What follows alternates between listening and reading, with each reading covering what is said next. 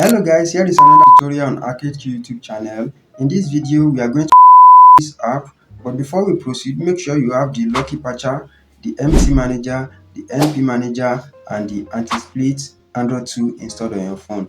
Also, if you haven't subscribed to this channel yet, kindly hit the subscribe button below. Also, do not forget to turn on your notification bell so you can get notified of all our latest videos on this channel. So now, let's go.